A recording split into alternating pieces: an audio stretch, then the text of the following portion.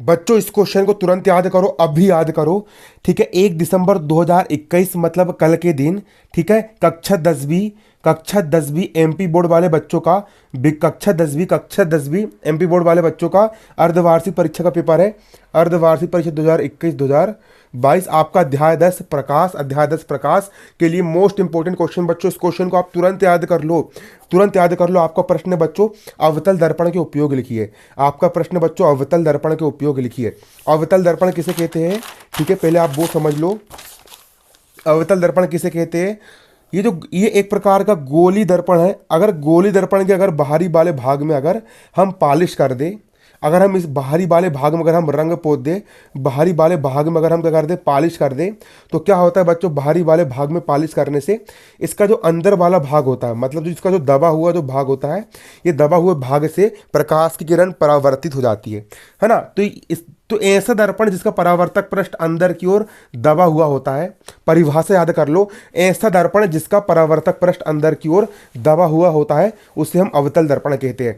जिस दर्पण का परावर्तक पृष्ठ अंदर की ओर दबा हुआ धंसा हुआ होता है, जिस दर्पण का परावर्तक पृष्ठ अंदर की ओर दबा हुआ होता है, यहाँ पर आप देख सकते हो उस दर्पण का परावर्तक पृष्ठ अंदर की ओर दबा हुआ है, तो इस दर्पण को हम अवतल गोली दर्पण कहते हैं।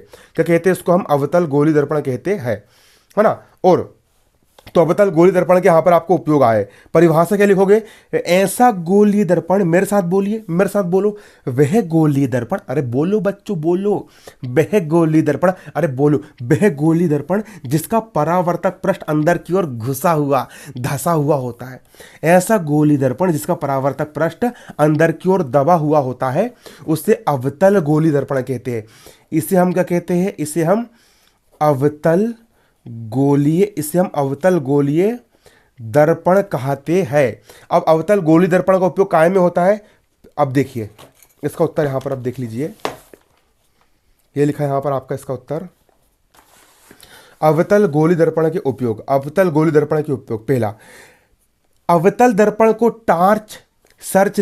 पढ़ाई में यदि आपको कोई भी कॉन्सेप्ट समझना है, आपका कोई भी डाउट हो, बोर्ड एग्जाम जेई नीट के लिए सबसे बेस्ट एप्लीकेशन है फिलो एप्लीकेशन। आप इसको प्ले स्टोर से डाउनलोड कर लीजिए। इसमें आपको भारत देश के बेस्ट टीचर आपको इसमें समझाएंगे। किसी भी क्वेश्चन की आप इसमें फ़ोटो खींचिए और फोटो खींचने के बाद आपको उसका तुरंत वीडियो सॉल्यूशन मिल जाएगा, जो कि पूरे भारत देश के बेस्ट टीचर के माध्यम से आपको मिलेगा। तो अभी जाइए और डाउनलोड कीजिए। लाइट और वाहनों के अग्रदीपों में शक्तिशाली समांतर किरण पुंज प्राप्त करने के लिए प्रयुक्त किए जाते हैं।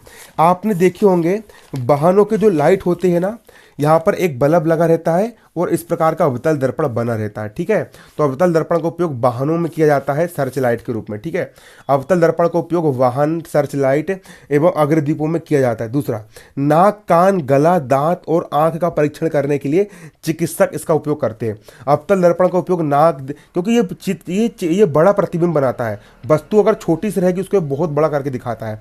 नाक, कान, गला, दांत और आंख का परीक्षण करने वाले जो डॉक्टर होते हैं वो इसका उपयोग करते हैं। अगला, सोलर भट्टियों और सोलर कुकर में प्रकाश किरणों को केंद्रित करने हेतु इसका उपयोग करते हैं। किसमें? सोलर भट्टी में।